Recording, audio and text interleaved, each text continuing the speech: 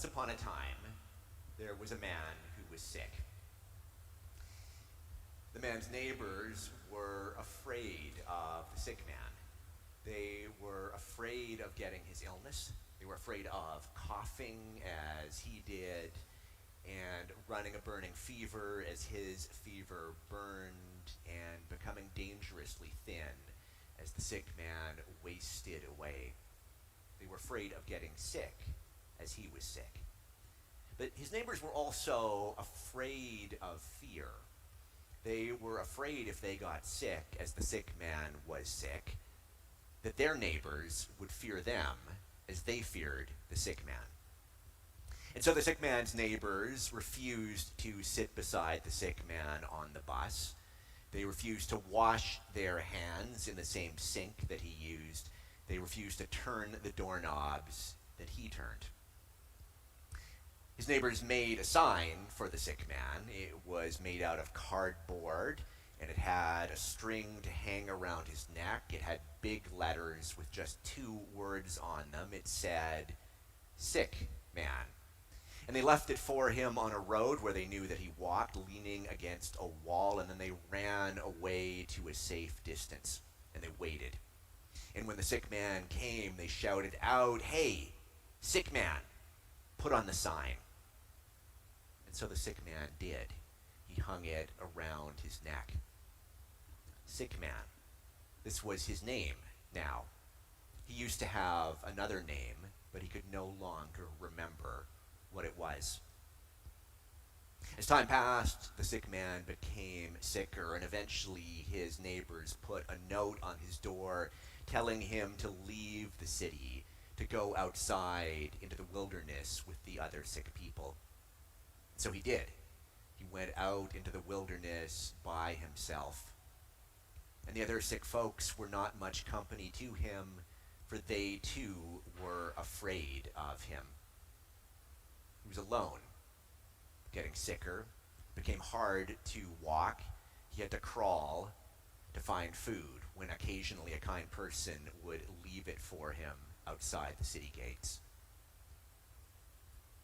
Occasionally, someone passed through the wilderness. They had to come out there outside the city on their way to another city. And when that happened, the sick man would call out to them. One day, a doctor went past, and the sick man called out, "Doctor, have mercy upon me." But the doctor did not wish to become sick, and so he hurried on, shaking his head. He was afraid. And then a banker went past, and the sick man called out, "Banker, have mercy upon me." But the banker did not wish to become sick, and so she hurried on, shaking her head. She was afraid. And then a priest came by, and the sick man called out, "Priest, have mercy upon me." But the priest did not wish to become sick, and so he hurried on, shaking his head. He was afraid. In those lonely days, the sick man's only companions were the birds of the air and the flowers of the fields and the dogs. The birds of the air did not know that the sick man was sick, and so they did not stay away from him. They were not afraid. The flowers of the field did not know that the sick man was sick, and so they did not stay away from him. They were not afraid. And the dogs, as they did in another story for another sick man, would come up to the sick man and soothe him by licking his sores. They did not know he was sick, and they were not afraid. One day, the sick man heard someone coming through the wilderness, coming down the road towards him. He knew someone was coming because he heard the other sick people shouting out, "Master, have mercy upon us." And then the master, would stop walking, and he would talk to the sick people. The sick man could not hear what the master was saying. But when the master drew near, the sick man shouted out, "Master, have mercy upon me." He did not shout these words with very much excitement or very much enthusiasm, because he knew that no one ever stopped. Everyone was afraid. But the master did stop.